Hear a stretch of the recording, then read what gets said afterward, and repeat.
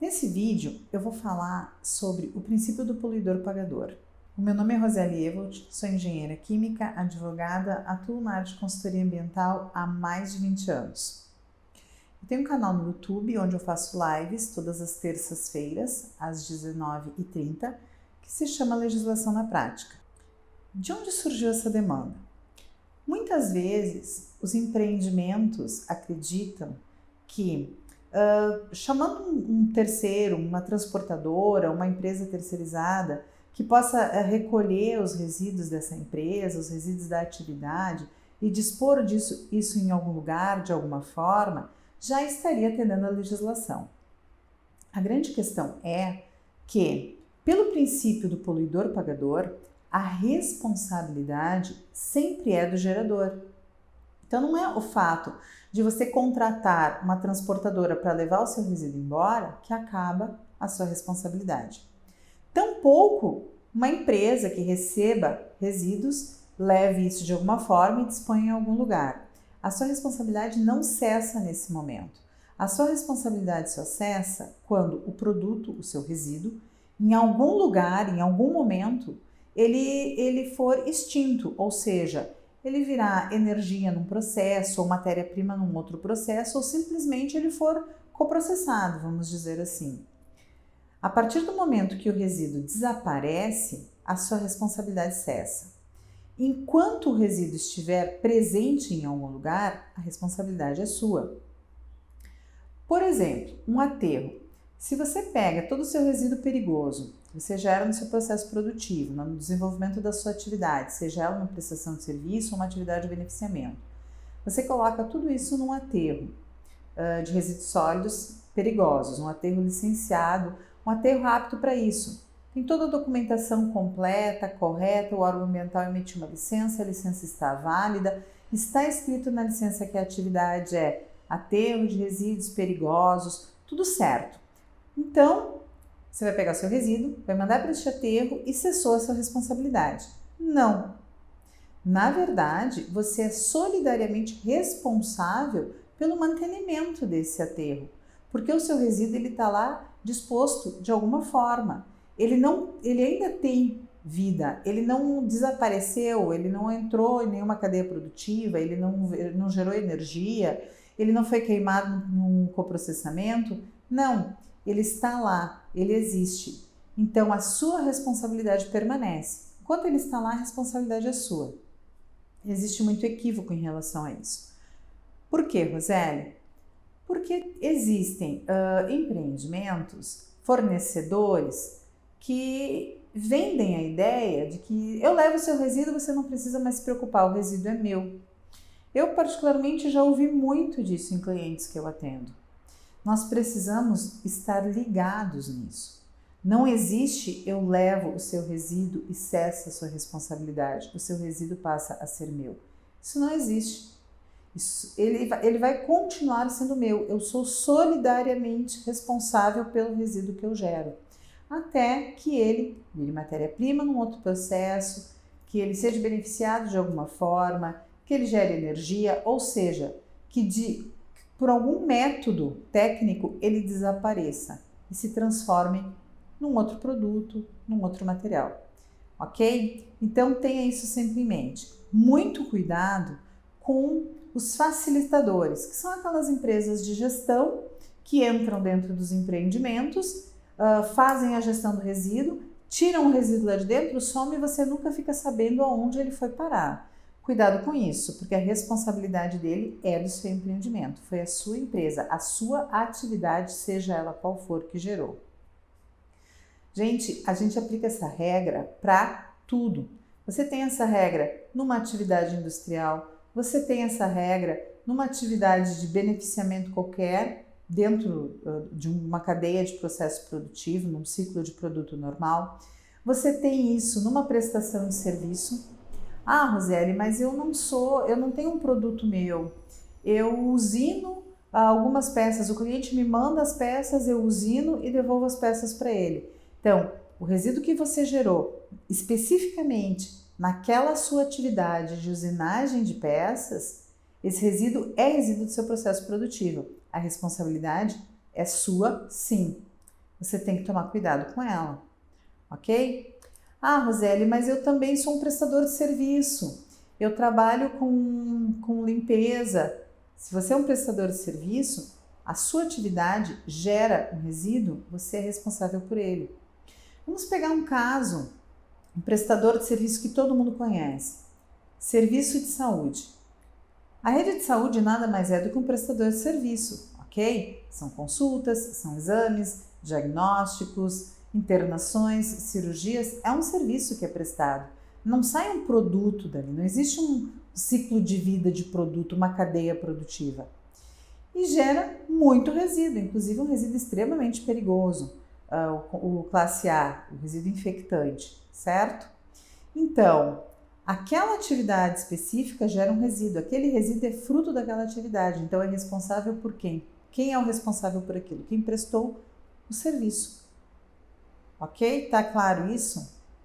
Muitas vezes, em atividades de serviço de saúde, existe aquela questão de que eu fiz um determinado procedimento cirúrgico, o que sobrou de quem é? Eu já ouvi muito essa pergunta, mas o que sobrou de quem é? É do prestador de serviço. Não vou ser eu, um paciente que vai lá fazer uma cirurgia, que vou levar o que sobrou da cirurgia para casa. Não existe isso. Por quê? Tem que ser destinado de forma correta, não é? Então, é o empreendimento que me atendeu, que prestou o serviço, que é responsável pelo resíduo que foi gerado. Então, não adianta ele, como responsável pelo resíduo gerado, chamar um terceiro, entregar o resíduo e dizer, o resíduo é teu e eu não tenho mais nada a ver com isso. Não, o resíduo continua sendo do estabelecimento de saúde que gerou o resíduo. Por isso que se tem tanto cuidado em relação a isso. Bom, já está claro. Você é o gerador do resíduo, a responsabilidade do resíduo é sua, certo? Bom, nessa regrinha a gente aplica direto poluidor-pagador. Gerei o resíduo, sobrou do meu processo, é uma poluição, eu sou responsável por ela, eu tenho que pagar por ela. Mas quando a gente tem outras aplicações do princípio do poluidor-pagador, onde mais a gente pode identificar isso? Vamos pensar um pouco? Eu posso identificar isso num transporte de produtos perigosos, de uma carga perigosa que eu estou fazendo. Aconteceu algum acidente com a carga e a carga é minha, princípio do poluidor-pagador. Quem tem que recuperar, quem tem que pagar tudo isso, trazer o mais próximo possível da normalidade, da realidade, sou eu, a embarcadora da carga. A carga é minha. Então, aqui também eu vou aplicar o princípio do poluidor-pagador. Aonde mais eu posso implementar o princípio do poluidor-pagador? Numa área, vamos supor que eu tenho uma determinada atividade numa área e com o tempo essa área se configura como um passivo ambiental. Ah, mas a área não é minha, Roseli. A área, eu loquei, a área era de um terceiro e eu loquei, desenvolvi minha atividade lá, mas eu não tenho nada a ver com isso porque a área é minha. Se a atividade que está lá é minha, mesmo que a área não seja, o poluidor sou eu.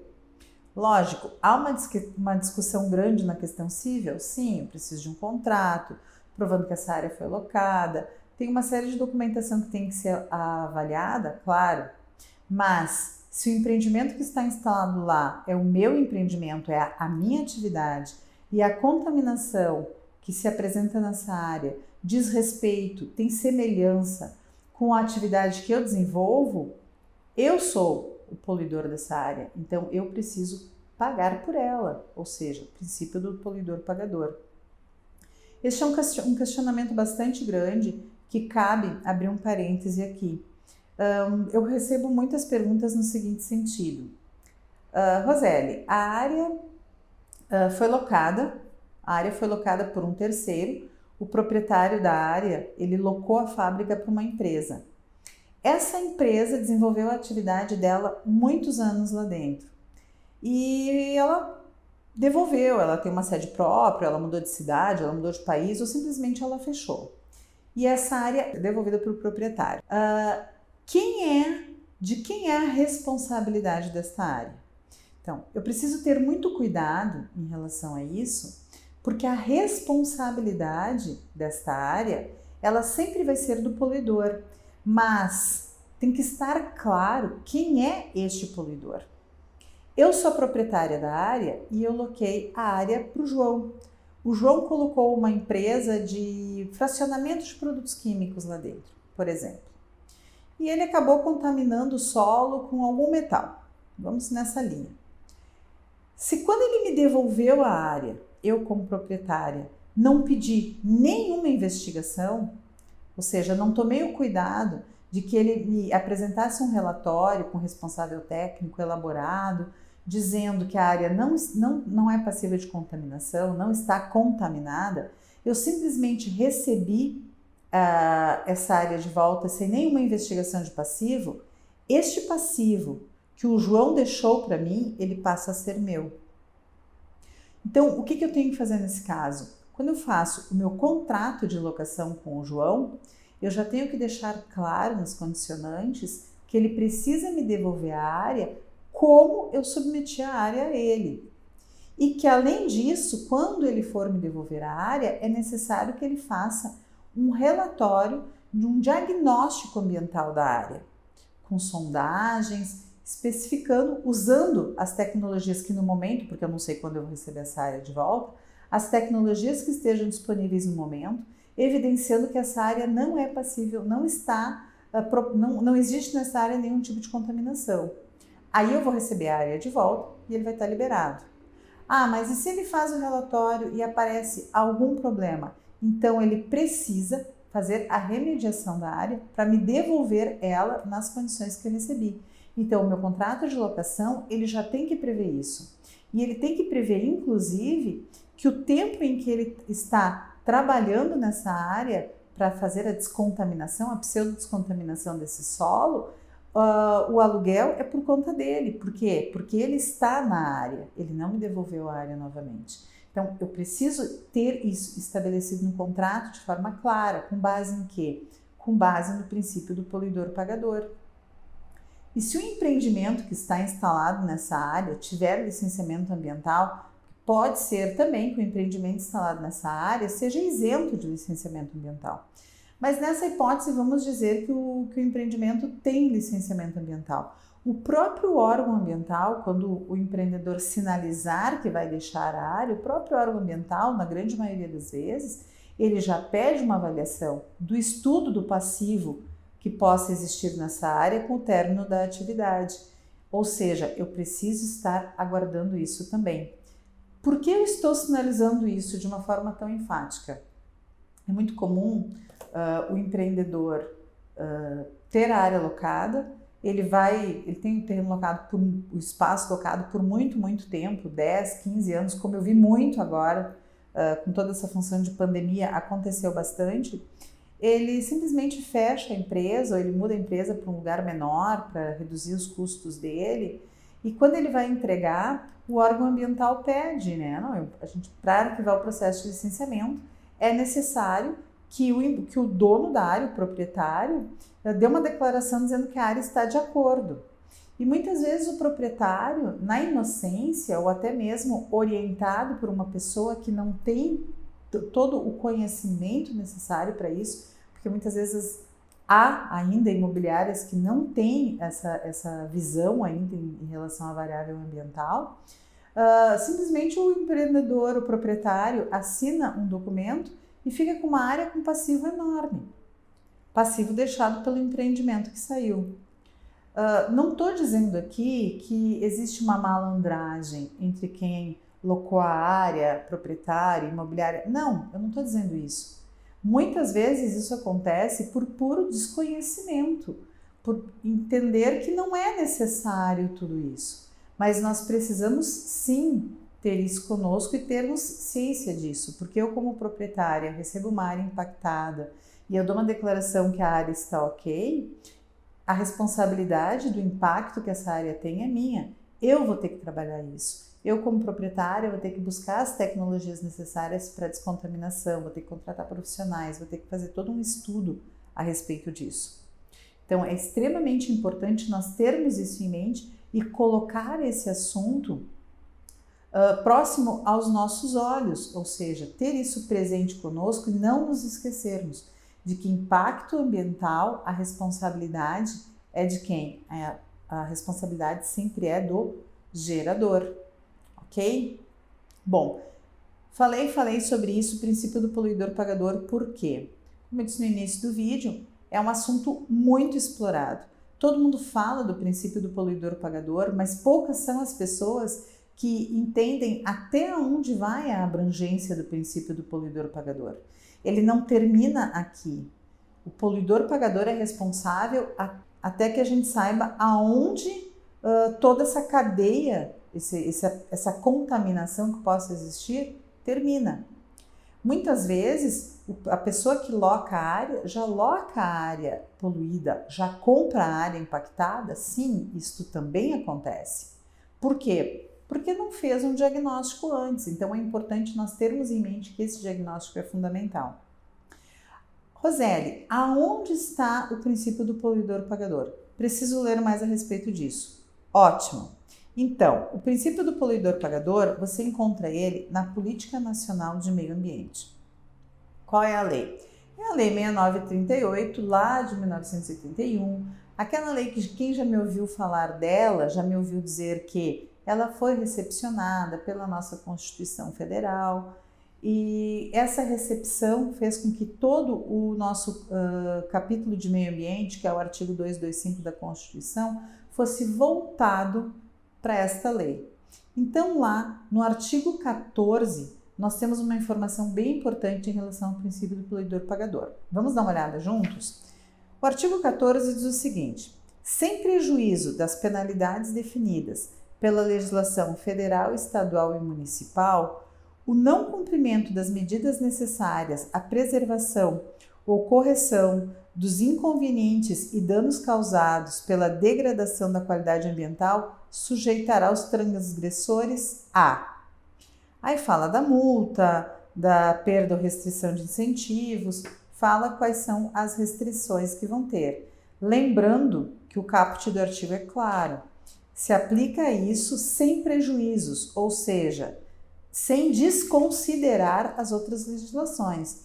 Então, eu tenho o princípio do poluidor-pagador nesta lei, mas eu também posso ter ele de forma muito clara numa outra lei federal, numa lei estadual ou até mesmo numa lei municipal, ok?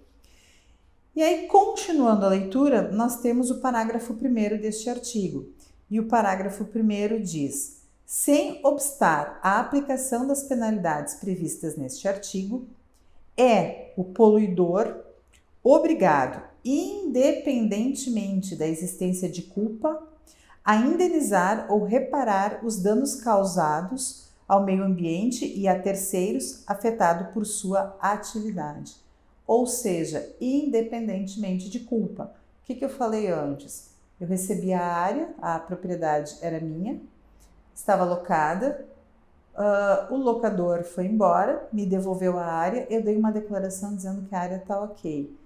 Não fui eu que causei a poluição, mas eu recebi a área minha e eu aceitei. Então, embora eu não tenha cometido a poluição, não seja culpa minha a área estar impactada daquela forma, como eu recebi ela, é minha responsabilidade resolver o problema, certo? Então, por isso o princípio do poluidor-pagador.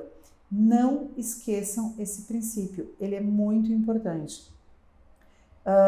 Existem N formas de aplicar ele e de discutir ele.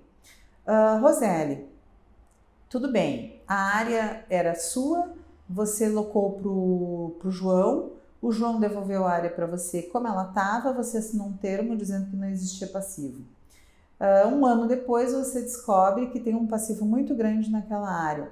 Você tem como buscar o João para ele pagar com você toda essa remediação, né? toda essa questão de atendimento legal, de pseudo-descontaminação. Eu falo pseudo-descontaminação porque é raro a gente conseguir trazer uma área ao estado normal, ao estado inicial dela. A gente remedia, traz ao mais próximo possível, né? Então, a descontaminação, na verdade, ela é uma utopia, né? Porque é muito difícil eu conseguir trazer a área ao estado original. Então, eu posso buscar o João para comigo ele tentar fazer essa pseudo-descontaminação, buscar a remediação comigo, eu até posso, só que eu vou ter que provar que realmente a atividade desenvolvida era a atividade dele. Nós temos vários casos nesse sentido no judiciário. Nós temos casos que deram certo, que o real polidor foi acionado e junto com o proprietário da área teve que fazer a descontaminação. Nós tivemos já situações assim. Nós tivemos casos que ainda não saiu nada e nós tivemos casos que o poluidor da área, o João aqui no meu exemplo, simplesmente desapareceu e não teve mais como resgatar, né? Não se encontrou mais ele. Então, é muito melhor nessas situações a gente prevenir tudo isso, fazer isso de forma correta. Se você tem uma área para alocar, precisa fazer um contrato de locação, tem uma segurança jurídica no seu contrato com um profissional que realmente conheça de direito ambiental, porque você precisa dos detalhes da lei para lhe proteger lá na frente. Se você é um gerador de resíduos, tenha em mente que não é só pegar o seu resíduo, botar no caminhãozinho e se despedir dele. Ele continua sendo seu, esteja onde ele estiver. Se você é um embarcador, não pense que qualquer problema que aconteça com o transporte da sua carga perigosa seja um problema da transportadora. Você é o embarcador, você também responde por isso. Ok, pessoal?